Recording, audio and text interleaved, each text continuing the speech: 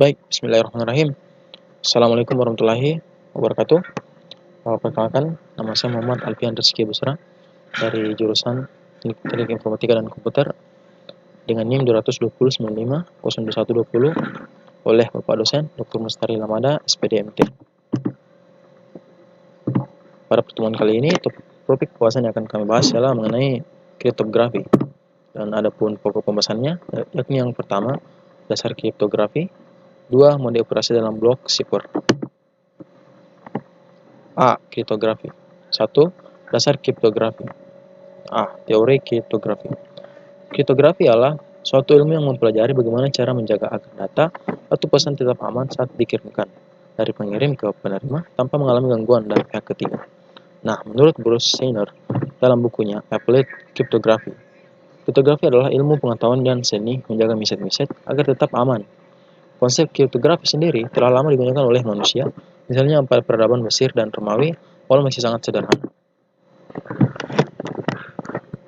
Prinsip-prinsip yang mendasari kriptografi, yakni yang pertama ada confidentiality atau kerahasiaan, yakni layanan agar isi pesan yang dikirimkan tetap rahasia dan tidak diketahui oleh pihak lain, kecuali pihak pengirim, pihak penerima, pihak-pihak yang memiliki izin. Umumnya, hal ini dilakukan dengan cara membuat suatu algoritma matematis yang mampu mengubah data hingga menjadi sulit untuk dibaca dan dipahami.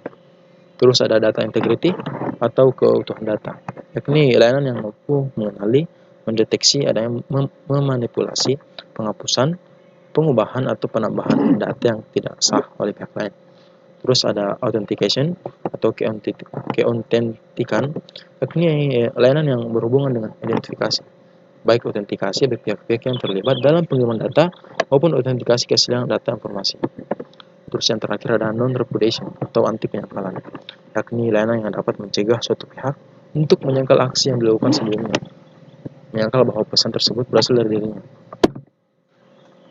B. Algoritma simetris dan asimetris. 1. Algoritma simetris. Algoritma simetris adalah suatu algoritma di mana kunci enskripsi yang digunakan sama dengan kunci deskripsi, sehingga algoritma tersebut disebut sebagai single algorithm. Kelebihannya A. Kecepatan operasi lebih tinggi bila dibandingkan dengan algoritma asimetrik. B. Karena kecepatannya yang cukup tinggi, maka dapat digunakan pada sistem real time. Terus kelebihannya A. Untuk tiap pengiriman pesan dengan pengguna yang berbeda dibutuhkan kunci yang berbeda juga, sehingga akan terjadi kesulitan manajemen kunci tersebut. B. Permasalahan dalam pengiriman kunci itu tersebut ke distribution problem atau contoh algoritma Toffees dan Cavalier. 2. Algoritma asimetris. Asimetris adalah suatu algoritma di mana kunci enskripsi yang digunakan tidak sama dengan kunci deskripsi. Pada algoritma ini menggunakan dua kunci, yakni kunci public dan kunci private. Nah, kelebihannya A. Masalah keamanan pada distribusi kunci dapat lebih baik. B. Masalah manajemen kunci lebih baik karena jumlah kunci yang sedikit. A. Kecepatan yang lebih rendah bila dibandingkan dengan algoritma simetris. B. Untuk tingkat keamanan yang sama, kunci yang digunakan lebih panjang dibandingkan dengan algoritma simetris. C. Block shipper dan stream shipper. Jika kita melihat berdasarkan ukuran serta format data yang akan diproses, maka algoritma kriptografi dapat dibagi menjadi dua bagian yang utamanya, yaitu yang pertama, block shipper. Algoritma kriptografi ini bekerja pada suatu data yang berbentuk blok kelompok data dengan panjang dan data tertentu. Jadi dalam skala proses enkripsi atau deskripsi data yang masuk mempunyai ukuran yang sama. 2. Stream shipper. Algoritma yang dapat dalam operasinya bekerja dalam suatu pesan berupa bit tunggal atau terkadang dengan dalam suatu bit. Jadi format data berupa aliran dari bit untuk kemudian mengalami proses enkripsi dan deskripsi. Pada algoritma panjang blok yaitu tetap n. Namun terkadang jika ukuran data ini terlalu panjang, maka dilakukan pemecahan dalam bentuk blok yang lebih kecil. Jika dalam pemecahan dihasilkan blok data yang kurang dari jumlah data dalam blok, maka dilakukan proses padding atau penambahan beberapa bit. 2. Mode operasi dalam blok shipper. A. Electronic Code Book atau ACB. Pada mode operasi ACB, sebuah blok input plain text diletakkan secara statis ke sebuah blok input shipper, sehingga tiap plain text yang sama akan menghasilkan crypt text yang selalu sama pula. Nah, Sifat-sifat dari mode operasi ACB. Yang pertama, sederhana dan efisien. 2. Memungkinkan implementasi paralel. 3.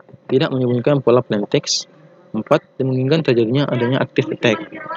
Nah, bisa dilihat juga pada gambar tersebut merupakan skema mode operasi ACB.